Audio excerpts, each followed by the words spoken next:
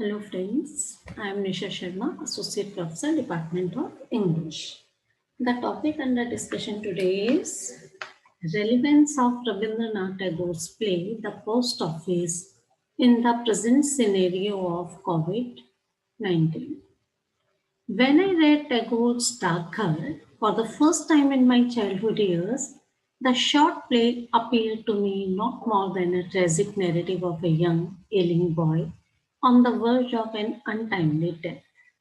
Years later, when I take up the play again, the world has already experienced a dramatic shift in the manner in which we exist, in which we make meaning of life. The pulsating desire that Amal feels throughout the play to leave the constricted scope of the household and experience the larger world actively through his sense is something that most of us share by now. I realize that Daghar made more sense than ever now that I have understood the concept of home quarantine, not only theoretically but as the unnerving ground reality.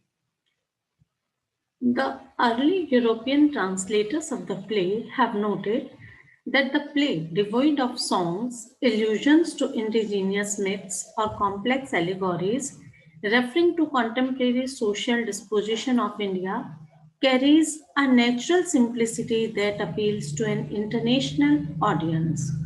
In 1942, Zensus Kozak, the Polish doctor, author, and director living in the Jewish ghetto of Warsaw, staged an adaptation of Daghar with Jewish children packed into gas chambers 1 month before their execution. Sometime in late 20th century, a group of disabled children of a Swiss school performed the play with some of them in wheelchairs. These productions were evidently meant to inspire the suffering, the disabled, the orphans, or the Jewish victims of the Holocaust to find solace in Amal's defiant vigor for life despite the restrictions and in his acceptance of his mortality.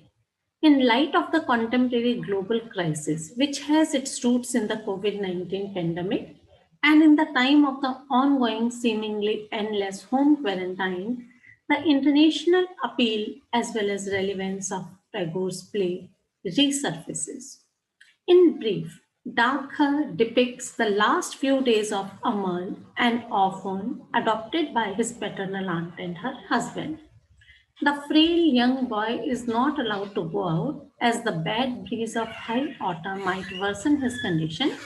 He therefore sits by the window all day and speaks to anyone who passes by, in contrast to Amal, who has no worry of the world, who has never learned how to read and write, and who, despite being an orphan, does not have to fend for himself.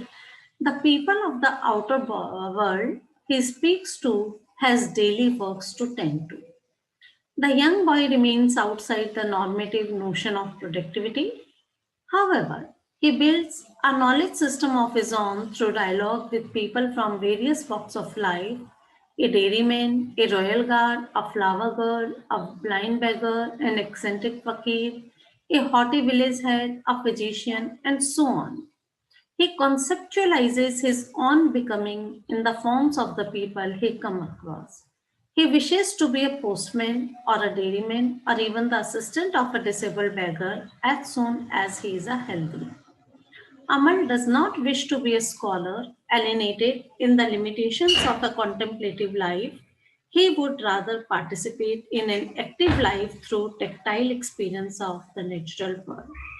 In the universe of Daghar, he is the only one who is incapacitated and is quarantined due to his disease. We, on the other hand, are mostly on the same boat on a global scale, driven into necessary self confinement.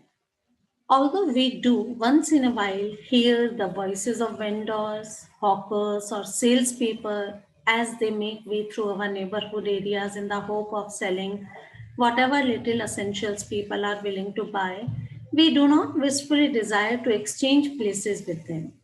We understand that during the pandemic, Being at home without having to run around every day looking for means of sustenance is a privilege.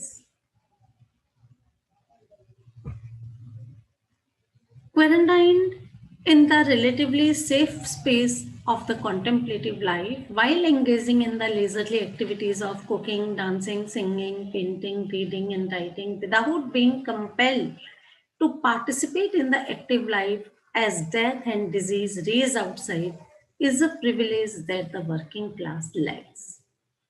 Care and compassion.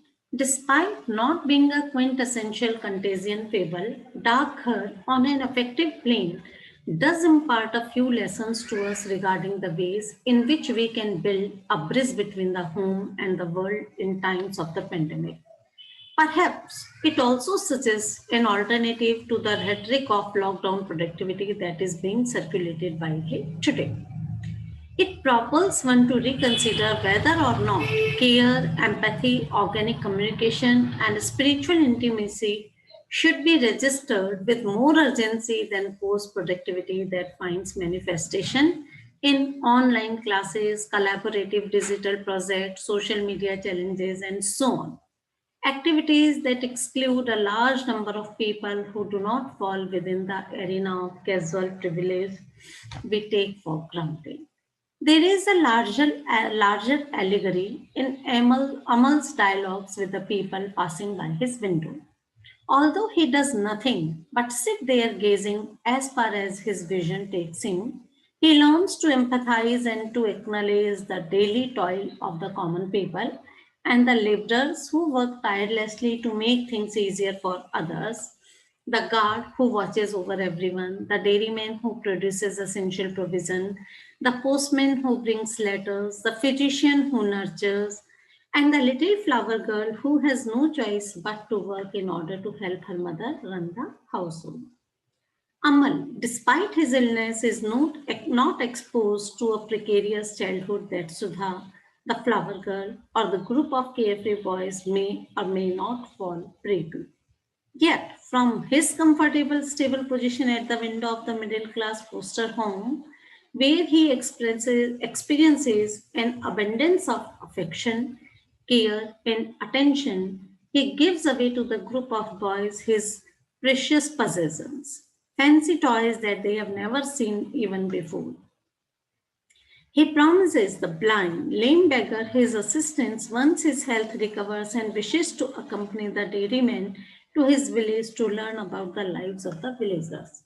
In the face of the COVID 19 crisis that pits us against one another and forces us to alienate ourselves from the community, this may have been the most befitting time to engage in the proverbial act of loving thy neighbor as thyself. Death and mortality, interdependence, and reciprocal sharing, be it material possessions or physical intimacy, are two essential pillars that hold the human community together. The central parable of Dagha harps on the inclusive nature of death. It is another reason that going back to the play during the pandemic, when we are constantly driven to think about how death, disease, and loss proffer clarity, Amal awaits the letter that he hopes will arrive at the post office visible from his window. He is let known by the royal guard that such a letter is sent to everyone, even to children. Amal says, at the king's post office, is it the king who issues letters for all? Guard says, why, indeed, you will certainly receive one someday. Amal, a letter will be issued in my name too, but I am only a child. Guard says, the king writes nice letters to young boys like yourself. The resounding philosophy of the play emphasizes this irreversible truth of organic life, mortality. In the wake of mass death induced by the pandemic, Daghar places us in front of momentous questions. How do we acknowledge and accept mortality? How do we grieve for our own and for others whom we may not know personally at a time when bodies are piling up across the world? How do we articulate loss of a life cut short too soon? And ultimately, How do we transcend the anxiety of mortality? In Tagore's dramas, he presented a few characters with the nature of a poet. Of them, the youngest but the most lively is Amal, a boy barely 6 years old of dark hair. There is an amazing contradiction in our life. We are so immersed in our workaday life that we fail to recognize its grandeur.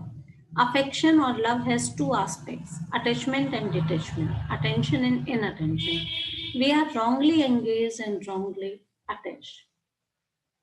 Should we wish to find life in its true glory, we have to look once at it from a distance of disenchantment. In a slender sized drama, the entire gamut of human life, its eternity and continuity, has been encapsulated. That is the work of a master artist only. This play is brilliantly written. Amal is the character which will remain in your heart for forever. The author has beautifully written the conversation between Amal and passerby. This play teaches us how a small and motivating talk can change someone's life.